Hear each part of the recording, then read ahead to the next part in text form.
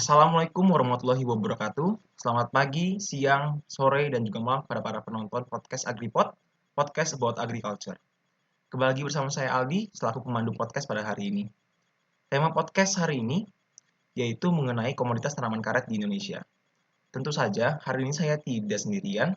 Dalam podcast kali ini, saya telah mengundang beberapa narasumber yang pastinya keren, dan langsung saja kita persilahkan kepada Mbak Yuvita, disusul dengan Mas Debi, Bu Hanifah, dan juga Pak Brian, untuk memperkenalkan dirinya dengan format nama serta saat ini apa kesibukannya. Dipersilakan kepada Mbak Yuvita. Baik, halo semuanya. Kenalkan, nama saya Yuvita Hidayatun Gupawati, biasa dipanggil Yuvita. Kesibukan saya saat ini adalah sebagai mahasiswa tingkat akhir di ITB University, dan saya telah melakukan beberapa riset mengenai perkebunan Indonesia, dan salah satunya adalah perkebunan karet. Halo, terima kasih Mas Aldi. Selamat pagi, siang, dan malam semua Bapak Ibu. Perkenalkan, saya Debi Azanski. Ya, biasanya memang teman-teman memanggil akrab saya sebagai Mas Debi.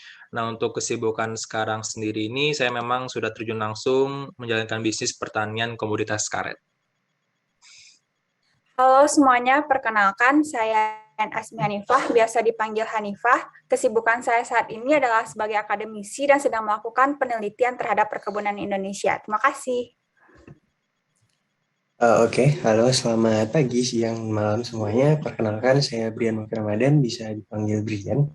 Untuk kesibukan saat ini di Kementerian Pertanian, alhamdulillah, ya berkutat di sekitar perumusan kebijakan di bidang pertanian, khususnya di sektor perkebunan.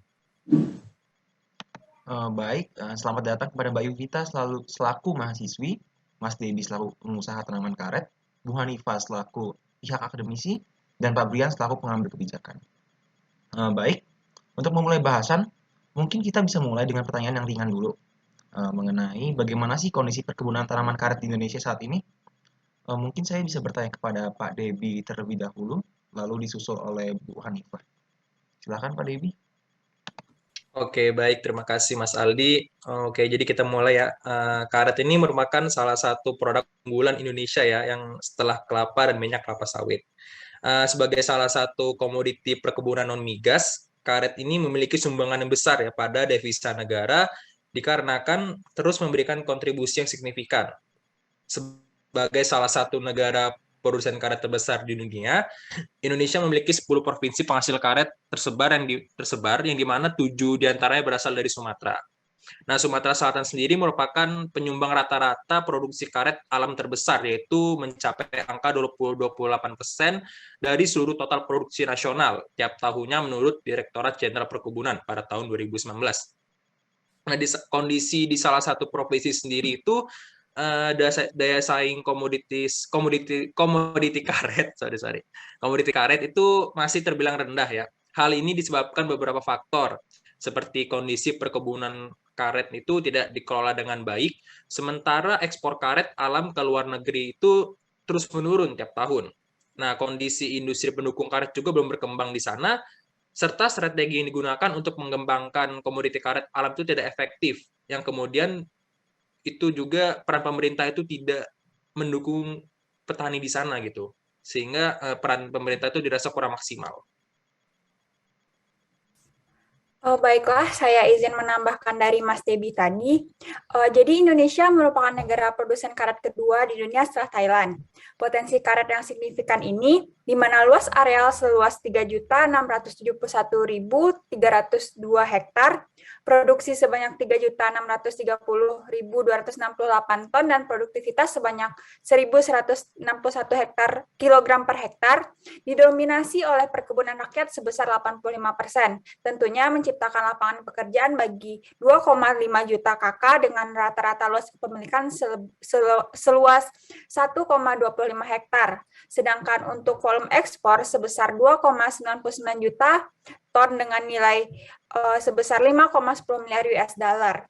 Namun, saat ini terjadi beberapa isu terkait perkebunan karet, yaitu adanya penyakit gugur daun yang mengancam keberlangsungan petani karet di Indonesia. Faktor iklim dan lemahnya daya tahan tanaman karet Indonesia menjadi salah satu penyebabnya. Gugur daun ini disebabkan oleh sejenis cendawan yang menghasilkan racun.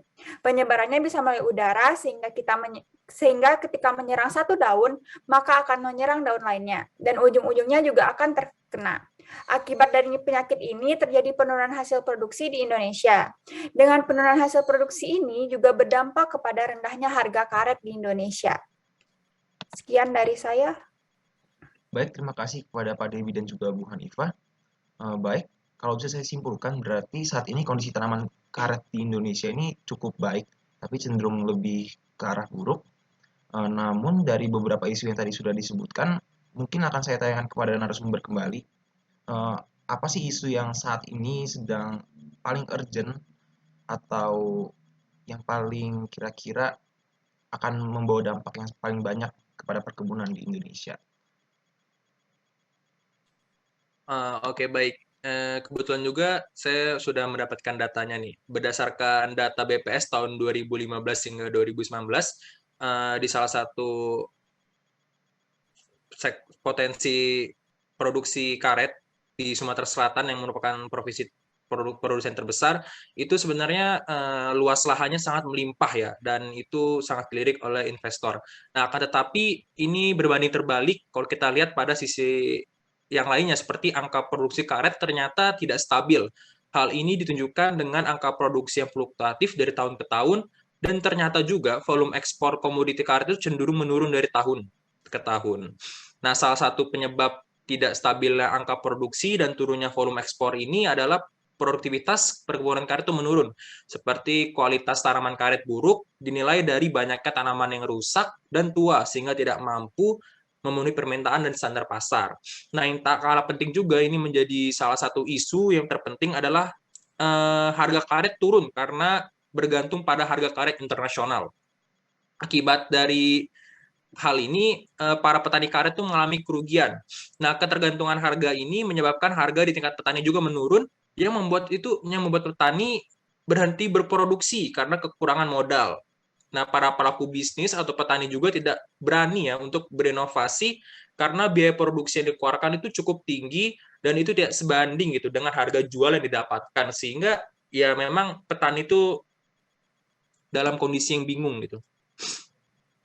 Baik, terima kasih. Jadi menurut Bapak sendiri, isu yang saat ini sedang urgent, yang saat ini sedang dihadapi itu berarti terkait dengan harga komoditas yang rendah ya, Pak Debi. Mungkin kepada narasumber lain, apakah setuju dengan pernyataan Pak Debi? Kalau saya setuju dengan pernyataan Bapak Debi karena isu yang paling penting adalah harga karet yang rendah, karena rendahnya harga karet akan menyebabkan kesulitan bagi petani. Harga yang rendah membuat petani menyadap pohon mereka secara berlebihan untuk mendapatkan karet lebih banyak, sehingga melemahnya tanaman sehingga rentan terhadap penyakit. Harga rendah juga menghalangi penanaman pohon baru untuk menggantikan pohon yang sudah habis komersialnya. Banyak petani juga memutuskan untuk meninggalkan perkebunan. Ya, kami juga sependapat ya dengan Mas Devi dan juga Mbak Hanifah tadi bahwa memang isu utama dalam perkebunan karet khususnya saat ini yang memerlukan untuk segera ditanggapi dengan tepat yaitu mengenai permasalahan kondisi harga komoditi karet yang rendah dan juga sangat fluktuatif. Karena isu ini juga nantinya akan berdampak kepada permasalahan-permasalahan lainnya. Seperti yang sudah dijelaskan oleh Mbak Hanifah tadi. Gitu Mas Ali. Baik, terima kasih kepada Bu Hanifah dan juga Pak Brian. Jadi menurut Bu Hanifah dan juga Pak Brian setuju bahwa isu harga komoditas karet yang rendah itu merupakan isu yang sangat urgent saat ini ya. Tapi saya sendiri ini penasaran dengan jawaban atau tanggapan dari Mbak Yuvita selaku mahasiswi. Apakah Mbak Yuvita memiliki tanggapan? Baik, mungkin saya bisa presentasi untuk mempresentasikan mengenai riset saya mengenai komoditas karet di Indonesia ini.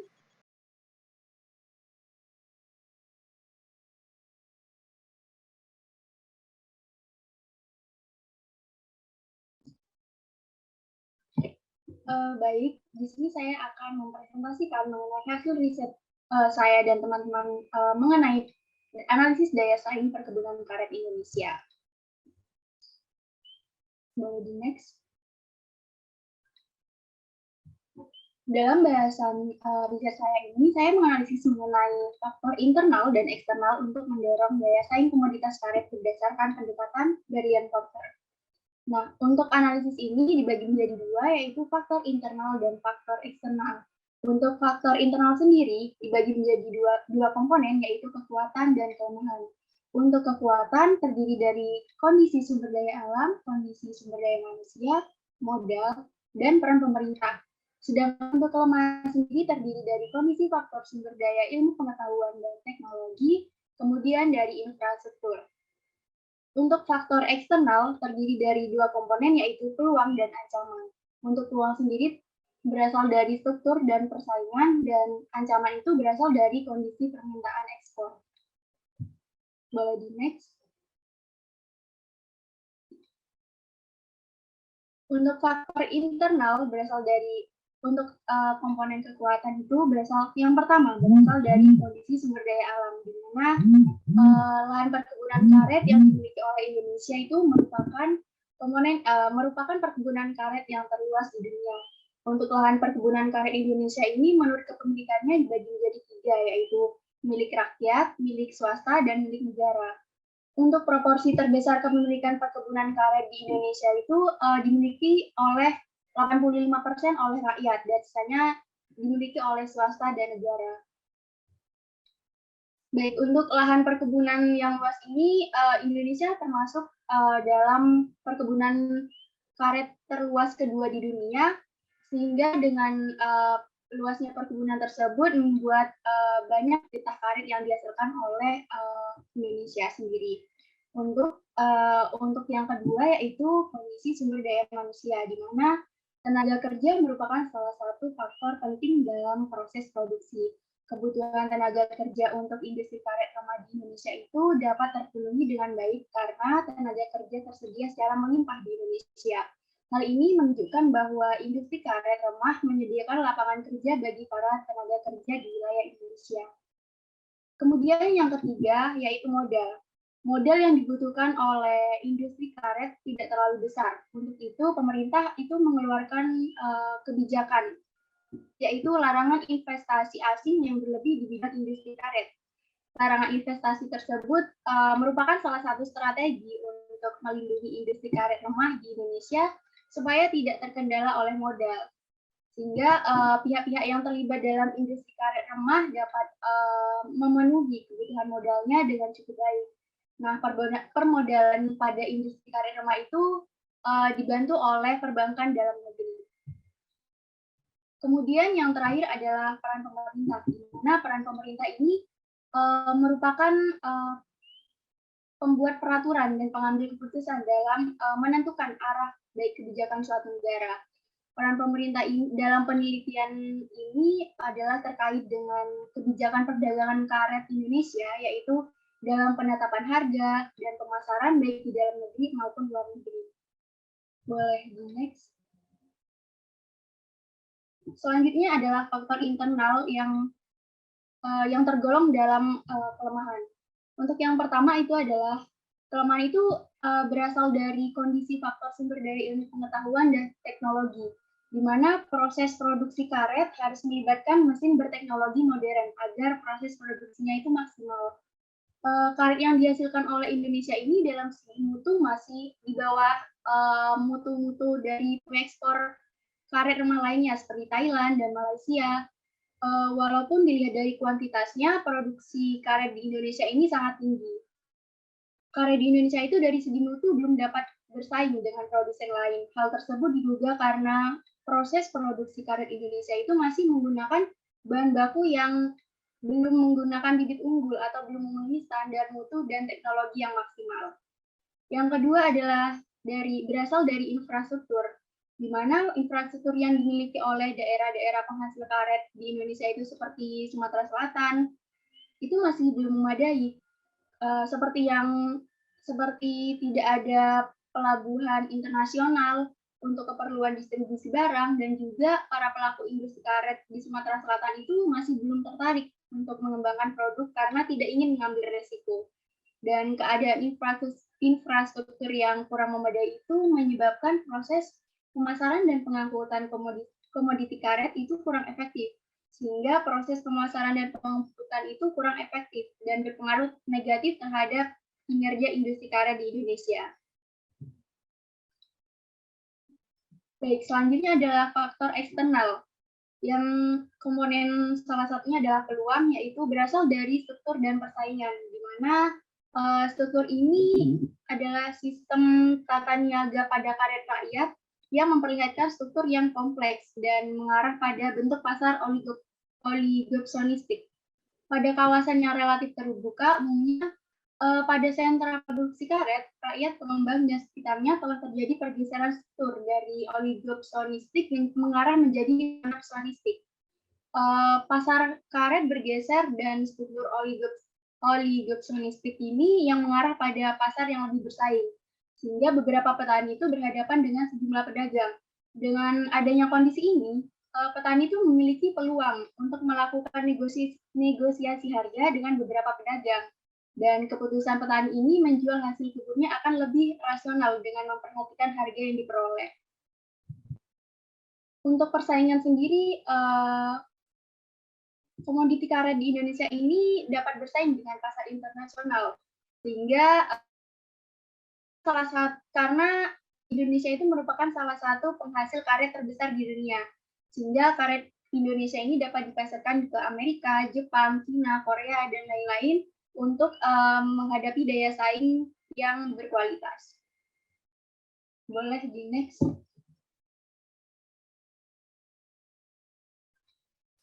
Baik, untuk faktor eksternal yaitu ancaman sendiri ini, berdasarkan tabel volume ekspor Indonesia dari tahun 2015 sampai 2019 ini menunjukkan bahwa ekspor di Indonesia itu berfluktuatif, namun pada tahun 2017 sampai 2019 itu cenderung menurun. Nah, hal tersebut itu dikarenakan yang pertama, menurunnya permintaan negara eksportir utama seperti Tiongkok, India, dan Jepang. Kemudian yang kedua, hal tersebut dikarenakan harga karet internasional yang terus menurun, hingga membuat harga karet di tingkat petani juga menurun. Berdasarkan data yang diperoleh, harga yang ditawarkan di tingkat petani itu rata-rata 6.500 sampai 8.500, dan hal tersebut itu membuat para petani itu berproduksi karena kekurangan modal, karena harga jual yang murah. Kemudian yang ketiga itu karena adanya ekspor karet yang masih belum menjangkau hilirisasi, sehingga ekspor karet itu hanya diolah menjadi setengah jadi saja. Hal tersebut itu penyebabnya karena belum tersedia pabrik pengolahan barang dari karet, dan para pelaku industri itu juga tidak mampu mengolah karet menjadi barang jadi karena terkendala pengembangan teknologi yang minim. Selain itu, para pelaku industri karet juga tidak berani untuk berinovasi karena biaya produksi yang dikeluarkan sangat tinggi dan tidak sebanding dengan apa yang didapatkan oleh industri tersebut atau income. Nah, berbeda halnya dengan kondisi industri komoditi karet di negara-negara pesaing seperti Malaysia dan Thailand, yang industrinya itu sudah berkembang baik, sehingga negara ini mampu memproduksi barang dari karet seperti ban, sarung, dan lain-lain yang memiliki nilai ekonomi yang tinggi. Boleh di next. Baik, sekian presentasi dari riset yang telah saya lakukan. Kurang lebihnya mohon maaf. Mungkin ada tanggapan dari yang lain. Terima kasih. Assalamualaikum warahmatullahi wabarakatuh. Baik, terima kasih kepada Mbak Yuvita atas presentasinya. Tidak disangka sekali Mbak Yuvita sendiri sudah menyiapkan bahan presentasi untuk podcast kali ini. Baik, terkait PPT yang tadi dari narasumber lain, apakah ada tanggapan? Oke, terima kasih sebelumnya kepada Mbak Yuvita yang sudah menyampaikan materinya dengan sangat baik, dan pembahasannya menurut saya sudah sangat komprehensif ya Mbak, dan ini mungkin sekaligus juga kita manfaatkan sebagai bahan evaluasi secara bersama. Mungkin di sini saya ingin sedikit menyampaikan juga mengenai beberapa kebijakan yang telah dan sedang kami lakukan, yaitu dengan melalui 3 di mana pada jangka pendek itu kita menargetkan untuk memberikan subsidi bagi para petani dalam rangka memenuhi kebutuhan produksi dan bisa dalam bentuk bantuan pupuk, kemudian bibit dan lain sebagainya. Kemudian di jangka menengah dan juga panjang kita juga menargetkan untuk proses peremajaan dengan melakukan replanting pohon karet yang sudah tua gitu, sehingga untuk bisa meningkatkan produktivitas dari perkebunan karet di Indonesia gitu. Dan juga yang terakhir untuk mengembangkan industri hilirisasi bagi komoditas perkebunan karet kita. Seperti itu. Ya, izin masuk juga. Ini menarik banget ya isi presentasi dari Mbak Yuvita itu, dan saya itu menangkap ada beberapa poin yang bisa saya perdalam ya untuk meningkatkan daya saing komoditas karet itu sendiri. Di sini saya mungkin ingin menitik beratkan ke poin mengatasi ancaman permintaan pasar, yaitu usaha peningkatan ekspor karet alam Indonesia di pasar internasional ya. Sebenarnya ada beberapa alternatif solusi yang bisa dapat kita lakukan. Yang pertama itu perluasan pasar, selanjutnya pemasaran produk yang intensif, yang ketiga diferensiasi produk, dan yang terakhir itu meningkatkan produksi domestik disertai perbaikan industri hilir karet alam dalam negeri. Baiklah, saya juga izin masuk ya untuk pemaparan dari Mbak Yuvita, bagus banget. Namun saya beberapa tambahan untuk faktor eksternal yaitu di bagian ancaman, yaitu industri terkait dan industri pendukung. Industri terkait merupakan industri yang menyediakan bahan baku seperti sarana produksi dan bibit karet. Perkebunan karet rakyat merupakan perkebunan yang diusahakan sendiri oleh rakyat dengan menggunakan peralatan yang masih sederhana dan cenderung memiliki produktivitas kecil. Bibit karet yang ditanam bukan merupakan bibit unggul sehingga kurang produktif. Karet alam yang diperoleh dari hasil perkebunan karet rakyat sebagai bahan baku industri karet tidak sesuai dengan standar mutu yang dibutuhkan industri. Karet yang dijual oleh rakyat cenderung kotor sehingga memerlukan proses pembersihan lebih lanjut sebelum diproduksi menjadi karet. Proses pembuatan karet dengan bahan baku yang kotor menjadikan proses produksi karet kurang efektif dan memerlukan modal yang lebih besar, sehingga itu merupakan suatu ancaman bagi industri karet. Selanjutnya yaitu di bagian industri pendukung. Industri pendukung merupakan industri yang membantu menyediakan bahan dan material untuk keperluan produksi seperti sektor industri hulu yang berkaitan dengan perkebunan karet. Industri pendukung yaitu hilir saat ini di Indonesia belum banyak memiliki pabrik pengolahan karet yang mampu. Akibatnya, banyak petani yang kesulitan untuk memasarkan karet mereka ke pabrik-pabrik pengolahan karet secara langsung. Selain itu, pabrik-pabrik tersebut hanya mengolah karet hingga ke proses bahan setengah jadi, yaitu kram rubber saja. Hal tersebut karena infrastruktur yang belum memadai. Baik, terima kasih atas tambahan faktor-faktor lainnya yang mungkin belum sempat nih dianalisis oleh Mbak Yuvita. Nah, berdasarkan faktor yang tadi udah disebutkan, baik internal maupun eksternal, apakah Bapak, Ibu, atau Mbak nih memiliki rekomendasi strategi dalam rangka meningkatkan daya saing komoditas karet di Indonesia? Baiklah moderator, saya izin masuk. Menurut saya, strategi yang cocok untuk meningkatkan daya saing komoditas karet Indonesia saat ini adalah melakukan pengembangan industri. Pengolahan dan pengembangan industri yang baik akan memacu perkembangan proses industri karet dengan cepat. Untuk hal tersebut, maka diperlukan sebuah kerjasama dengan berbagai instansi terkait agar dapat mengembangkan sarana dan prasarana fisik di daerah-daerah yang prospek industri karet sangat potensial. Adapun contohnya yaitu perbaikan jalan, jembatan, pelabuhan, jasa pengangkutan, dan telekomunikasi. Karena pada dasarnya jika kondisi infrastruktur sudah memadai dan layak, maka akan berdampak positif bagi industri yang dijalani, di mana salah satu dampaknya yaitu lancarnya proses transportasi dan pemasaran karet di berbagai wilayah nantinya.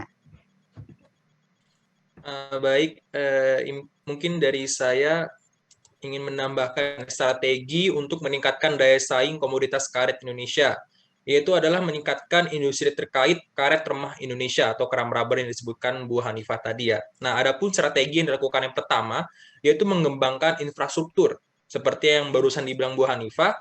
Nah, karena kondisi infrastruktur yang memadai akan memperlancar proses transportasi dan pemasaran karet remah.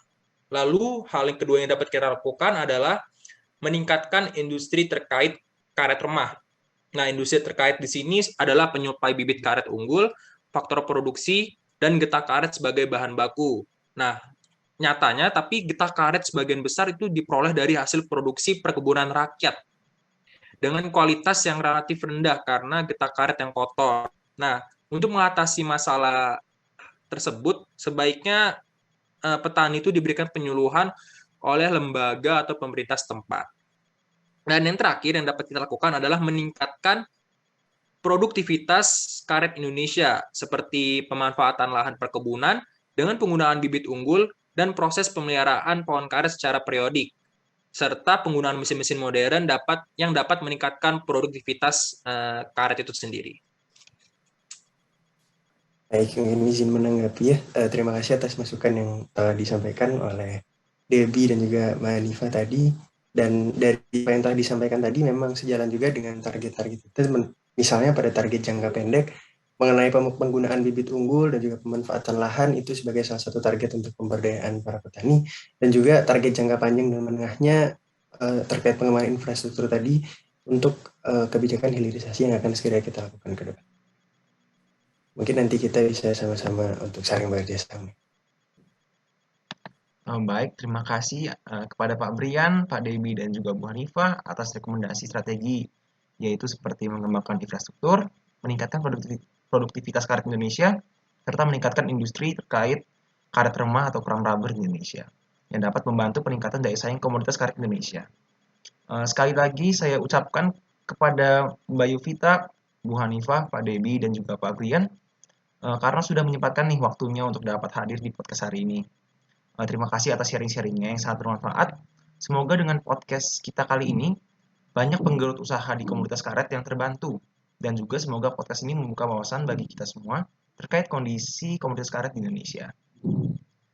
Terima kasih juga kepada para penonton setia AgriPod Podcast. Ikuti terus perjalanan podcast kami membahas komunitas agribisnis di Indonesia. Dan terus dukung podcast ini dengan cara like, komen, dan juga subscribe. See you in another podcast. Dadah.